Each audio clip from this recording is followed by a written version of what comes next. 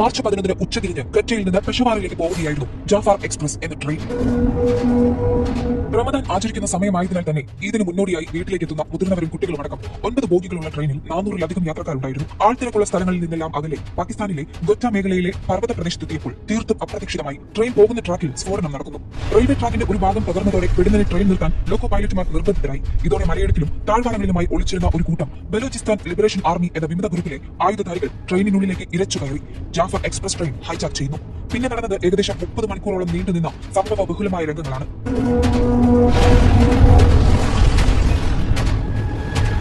ട്രെയിനിൽ കയറിക്കൂടിയ വിമത സംഘം യാത്രക്കാരെ ബന്ദികളാക്കി. ഇവരെ തങ്ങളുടെ നിയന്ത്രണത്തിൽ കൊണ്ടുവരാൻ ഹൈജാക്കർമാരുടെ ഇടയിൽ ചാവേർ ബോംബർമാർ നിലയുറപ്പിച്ചിട്ടുണ്ടെന്ന ആശങ്കയുണ്ടായിരുന്നു.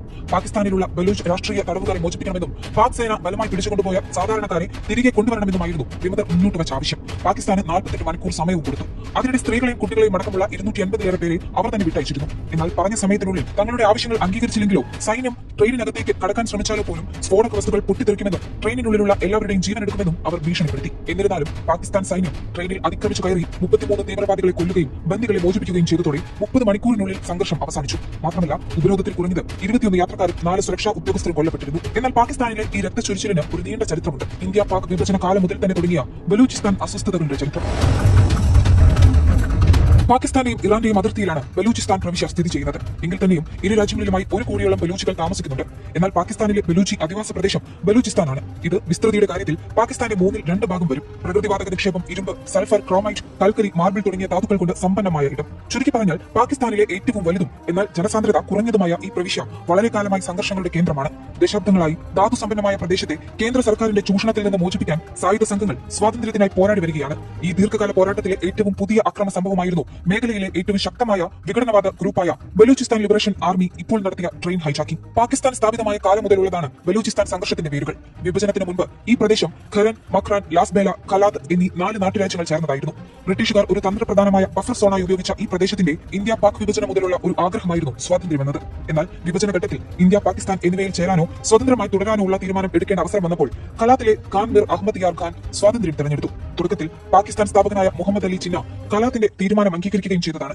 എന്നാൽ ബ്രിട്ടീഷ് അധികാരികളുടെ സമ്മർദ്ദത്തെ തുടർന്ന് പിന്നീട് അദ്ദേഹം തന്റെ നിലപാട് മാറ്റിക്കൊണ്ട് ബലൂചിസ്ഥാൻ പാകിസ്ഥാനിൽ ചേരേണ്ടതിനുള്ള സമ്മർദ്ദം ചെലുത്തി. പക്ഷേ ഖാൻ ഈ സമ്മർദ്ദത്തെ പ്രതിരോധിച്ചതിനെ തുടർന്ന് പാകിസ്ഥാൻ 4 നാട്ടുരാജ്യങ്ങളിലെ 3 എണ്ണത്തിനെയും തന്ത്രപരമായി കൂട്ടിച്ചേർത്തുകൊണ്ട് ഖലാത്തിനെ ഒറ്റപ്പെടുത്തി കീഴടങ്ങാൻ പ്രേരിപ്പിക്കുകയാണ് ചെയ്തത്.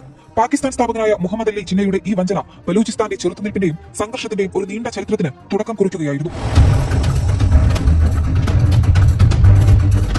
അക്കാലത്ത് കാശ്മീരിനെയോ ഹൈദരാബാദിനെയോ പോലെ തന്ത്രപരമായി പ്രാധാന്യമുള്ള ഒരിടമായി ഖലാത്തിനെ കണക്കാക്കിയിരുന്നില്ല.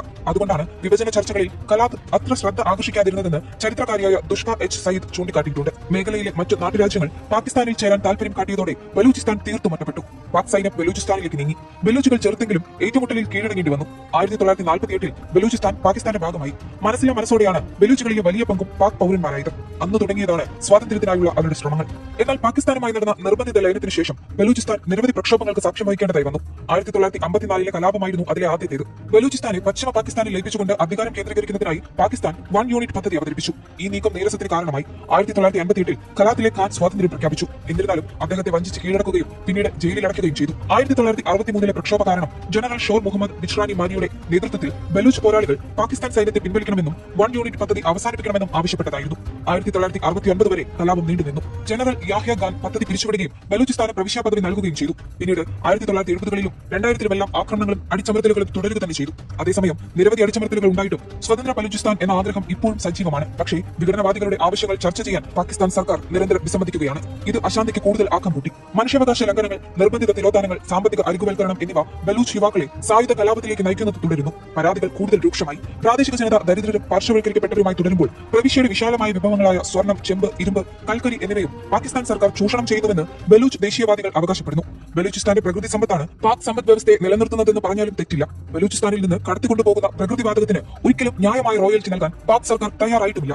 ബലൂച്ചുകൾ ഇന്നും പാകിസ്ഥാനിലെ ഏറ്റവും ദരിദ്രരും അവഗണിക്കപ്പെട്ടവരുമായി കഴിയുന്നതിന്റെ മൂല കാരണം അവിടെയാണ്. ഈ ചെറുത്തുനിൽപ്പിൽ BLA, ബലൂചിസ്ഥാൻ ലിബറേഷൻ ഫ്രണ്ട് എന്നിവയുൾപ്പെടെ നിരവധി ഗ്രൂപ്പുകൾ പ്രധാന പങ്കാളികളായി ഉയർന്നു വന്നിട്ടുണ്ട്. സുരക്ഷാ സേനകളെയും സർക്കാർ സ്ഥാപനങ്ങളെയും ചൈന പാകിസ്ഥാൻ സാമ്പത്തിക ഇടനാഴി പോലുള്ള ചൈനീസ് സഹായത്തോടെയുള്ള അടിസ്ഥാന സൗകര്യ പദ്ധതികളെയും ഈ ഗ്രൂപ്പുകൾ പതിവായി ലക്ഷ്യമിടുന്നു. സ്ഥിരമായ അസ്ഥിരത വിദേശ നിക്ഷേപത്തെ തടയുമെന്നും അത് പാകിസ്ഥാനെ അവരുടെ ആശങ്കകൾ പരിഹരിക്കാൻ നിർബന്ധിതരാക്കുമെന്നും ബലൂച്ച് വിശ്വസിക്കുന്നു. ബലൂച്ച് ആക്ടിവിസ്റ്റുകളെയും സിവിലിയന്മാരെയും സംസ്ഥാന സേന തട്ടിക്കൊണ്ടു മുന്നോട്ട് പോയതായി ആരോപിക്കപ്പെടുന്ന തിരോധാന കേസുകളും മനുഷ്യാവകാശ സംഘടനകൾ രേഖപ്പെടുത്തിയിട്ടുണ്ട്. ഈ തിരോധാനങ്ങൾ വിദ്വേഷം ആളിക്കത്തിക്കുകയും വിഘടനവാദ പ്രസ്ഥാനത്തിൽ രോഷം വളർത്തുകയും ചെയ്തു. പതിറ്റാണ്ടുകളായി തുടരുന്ന ഈ പോരാട്ടത്തിലെ ഏറ്റവും ഒടുവിലത്തെ അധ്യായം മാത്രമാണ് മാർച്ച് 11 നടന്ന ട്രെയിൻ റാഞ്ചർ. ഇരുപക്ഷവും വിട്ടുവീഴ്ചയ്ക്ക് തയ്യാറാകാത്തതിനാൽ ബലൂചിസ്ഥാൻ ഇന്നും പാകിസ്ഥാനിലെ ഏറ്റവും സംഘർഷഭരിതമായ പ്രദേശങ്ങളിലൊന്നായി തുടരുകയാണ്. സ്വാതന്ത്ര്യത്തിനായുള്ള പോരാട്ടം അവസാനിക്കാതെ.